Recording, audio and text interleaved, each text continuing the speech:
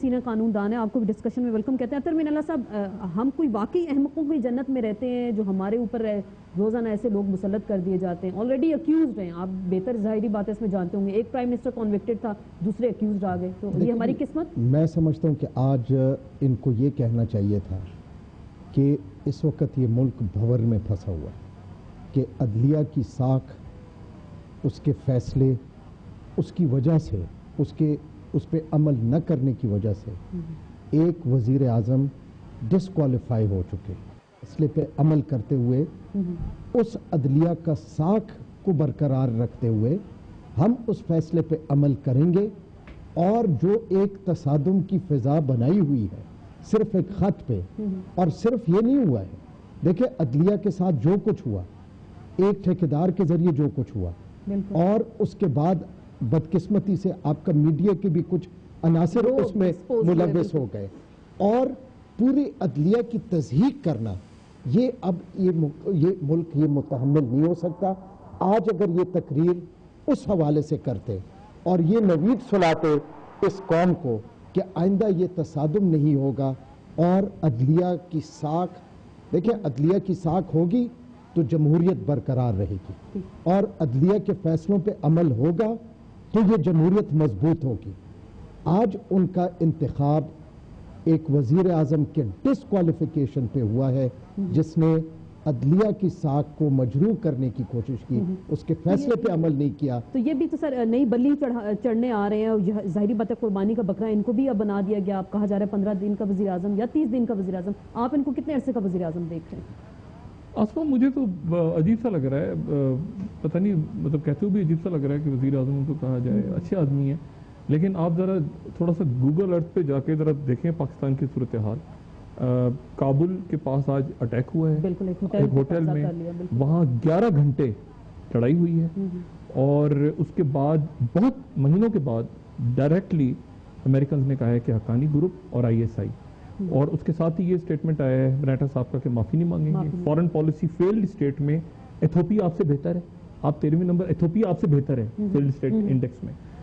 اور آنے والے دنوں میں مارا ماری، یہاں پہ قتل و غارت جو کچھ پورے ریجن میں ہو رہا ہے، وہاں پر یہ اندر ہم بیٹھ کے یہ ہنسی مذاق میں لگے ہوئے ہیں، کوئی اپنی دولت بچا رہا ہے، کوئی خط کا چکر ہے. جمہوریت کا سبق دیا جا رہا ہے، ہمیں کہا جاتا ہے یہ جمہوریت ہے، جمہوریت چل سکتی ہے، چل سکتے ہیں طریقے، چل سکتے ہیں. اس طرح نہیں ہوتا دنیا میں، اس طرح سے نہیں ہوتا. بہتر انداز میں کوئی بہتر شخصیت آ سکتی تھی.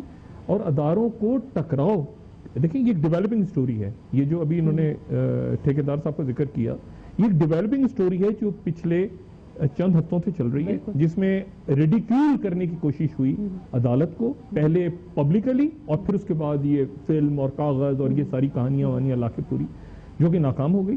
اور ابھی آگے چلے گی. ابھی آپ اگلے ہفتے دیکھیں کہ NRO عمل درآمد کیس لگے گا، اور کیسز لگیں گے، اور تو یہ اداروں کی لڑائی سوٹ نہیں کرتی اس ملک کو. یہ اداروں کی اگر لڑائی سوٹ ہمیں نہیں کرتی، یہی جو آپ کو پوائنٹ ہے، میں ہارون صاحب سے یہی پوچھوں گی، لڑائی سوٹ نہیں کرتی تو مین آرکیٹیکٹ کون ہے؟ یہ کون ایسا چاہتا ہے کہ ادارے آپس میں لڑیں جھگڑیں، جمہوریت پھر تصادم کی جانب جائے؟ کوئی آرکیٹیکٹ نہیں ہے، یہ خود ذمہ دار ہیں جو ہیلم آف افیئرز پہ ہیں. معاملات تو وہ چلا رہے ہیں سارے کے سارے. گزارے یہ ہے کہ 2007 میں جب الیکشن کی تیاری ہو رہی تھی، 2006 میں محترمہ کا برٹش فارن منسٹری کے ساتھ رابطہ ہوا.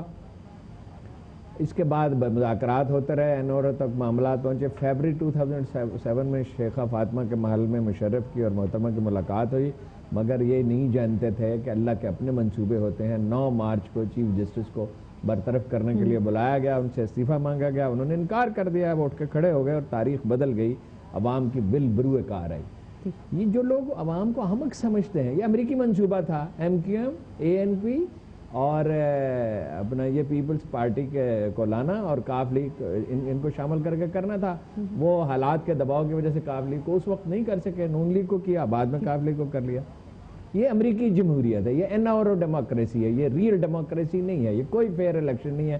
نون لیگ کا ایک حصہ خنجر کے ساتھ کاٹ کے الگ کیا گیا. وہ کاف لیگ کے ووٹر نہیں تھے، وہ نواز شریف کے ووٹر تھے. ان کو دھاندلی کا ہدف بنانے کی کوشش کی گئی، جس کو ایک حد تک الیکشن میں جنرل کیانی نے روک دیا، پوری طرح نہیں روک سکے. ملک کو ایک فیئر فری الیکشن چاہیے، ول آف دی پیپل 100% جو ٹرانسپیرنٹ طریقے سے بروئے کار آئے. یہ ایک مسخرہ پن ہے کل خدا نخواستہ فوج آ جائے جو کسی حالت میں نہیں آنی چاہیے، فعال طبقات کو یہ بتا دینا چاہیے فوج کو، کیونکہ وہ کسی مسئلے کا حل نہیں ہے، تو تنہا فوج تو ذمہ دار نہیں ہوگی، وہ بھی ہوگی اگر وہ آتے ہیں یہ ذمہ دار۔ اب دیکھیں ڈالر کی پرائز بڑھے گی، 1 روپیہ جب ڈالر کی پرائز بڑھتی ہے تو 80 ارب روپے کا ہمارا نقصان ہوتا ہے، اکانومی ہماری تباہ ہو رہی ہے، لا اینڈ آرڈر خراب ہے، ٹیکس کلیکشن ٹھیک نہیں ہے، الیکشن کراؤں گا بھائی، تو نے تو زندگی میں کوئی منصفانہ شفاف کام کیا ہی نہیں ساری زندگی، نہ جوتوں کی دکان میں، نہ پراپرٹی میں، نہ یہ یہاں ایک ٹاؤن بنا رہا ہے اس میں، تو نے تو زندگی میں بھائی آج تک کوئی شفاف کام کیا ہی نہیں، اور یہ بجلی کی وزارت تو چلا نہیں سکا، خدا کے بندے تو پرائم منسٹر بنے گا کہ ہمیں ایسے ہی احمق سمجھا ہوا ہے۔ اگر عدالت اس کو اٹھا کے نہیں پھینکے گی تو اس کو خلق خدا اٹھا کے پھینکے گی، عدالت پھینکے گی۔